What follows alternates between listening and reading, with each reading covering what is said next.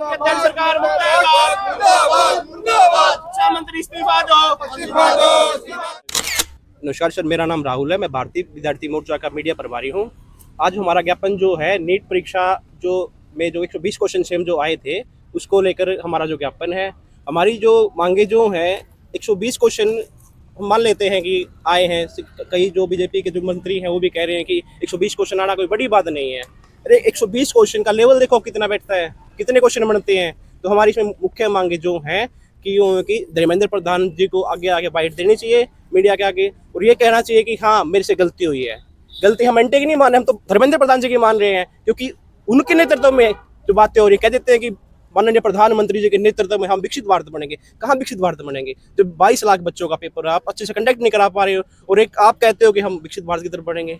आप रोजगार पे बात न करके दूसरे मुद्दे भटकाने का काम करते हैं। अभी पिछले दिनों हरियाणा के जो हमारे जो शिक्षा मंत्री हैं महिपाल टांडा साहब, उन्होंने कहा कि हम हिंदी हमारी राष्ट्रभाषा हिंदी हमारी लागू करेंगे। भाई इंग्लिश भी तो बहुत बड़ा लेवल पे करती है। हम बाहर जाते हैं तो क्या हिंदी में बात करते हैं किसी कंट्री में? तो हम आज इस विभिन्न मुद्दों के लेकर आए हैं। इसमें सबसे हमारा मुद्दा है कि नीट की जो परीक्षा जो हुई है जिसमें 17 लोगों ने सुसाइड किया है, उनके लोगों को उचित मुआवजा दिया जाए। हालांकि मुआवजे से कुछ होना नहीं है, बट फिर भी कुछ हद तक आर्थिक सहायता मिलेगी। और हमारा और मुद्दे भी काफ़ी हैं जो हमारे साथी विस्तार से बताएंगे। आज जो भारतीय विद्यार्थी मोर्चा जिसके राष्ट्रीय संयोजक सिद्धांत मौर्य जी हैं और जो इसके संरक्षक है वामसेप के राष्ट्रीय अध्यक्ष वामन मेश्राम जी, तो आज पूरे देश भर के 625 जिलों में आज ये ज्ञापन का कार्यक्रम भारतीय विद्यार्थी मोर्चा के द्वारा दिया जा रहा है। क्योंकि वर्तमान में जो देखा जा रहा है कि नीट का पेपर अभी कैंसिल हुआ, 3 मई को पेपर था और अभी वो कैंसिल करके अभी 21 जून का फिर से रख दिया गया। तो मैं ये कहना चाहता हूँ कि जो बच्चे लाखों की संख्या में पूरे देश भर के अंदर इस पेपर की तैयारी करते हैं, लाखों रुपए कोचिंग पर खर्च करते हैं, उनका समय भी बर्बाद होता है, पैसा भी बर्बाद होता है, और वो सब कुछ होने के बाद इस पेपर को लीक कर दिया जाता है। और पेपर लीक करने वाले जो लोग हैं जब उनका देखते हैं तो उनके जो तार है वो बीजेपी के लोगों से मिलते हैं। तो मतलब सरकार जो है जानबूझकर ये बदमाशी कर रही है, छात्रों के भविष्य को बर्बाद करने का काम कर रही है और बच्चों को भी बर्बाद करने का काम कर रही है।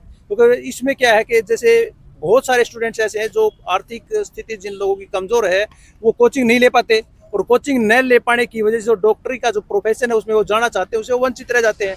तो हम ये कहना चाहते हैं कि सरकार को इस नीट पेपर को कैंसिल करके जिस प्रकार पहले होता था +2 के बेस पर मेरिट बनाई जाती थी, उस मेरिट के बेस पर एडमिशन होते थे, तो दोबारा से उसको शुरू किया जाए। +2 बेस पे इसको जो है एडमिशन करवाए जाए, ताकि जो कोचिंग के नाम पे जो गोरख धंधा चल रहा है वो बंद हो सके और जो बच्चे डॉक्टरी पेशे में आना चाहते हैं वो इस पेशे में आ सके। क्योंकि इसकी वजह से वो कोचिंग नहीं ले पाते, नहीं ले पाने की वजह से वो डॉक्टर बनने से वंचित रह जाते हैं।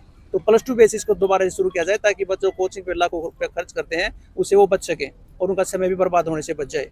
और अभी जो 17 बच्चे जिन्होंने आत्महत्या की इस पेपर की वजह से, उसका जिम्मेदार कौन है?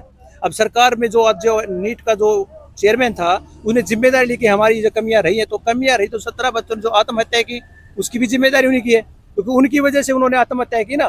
तो उस आत्महत्या जिन बच्चों ने की उसके जिम्मेदार भी वो लोग हैं। उन ऐसे लोगों को सख्त से सख्त सजा भी दी जानी चाहिए ताकि भविष्य में इस प्रकार का मामला ना हो।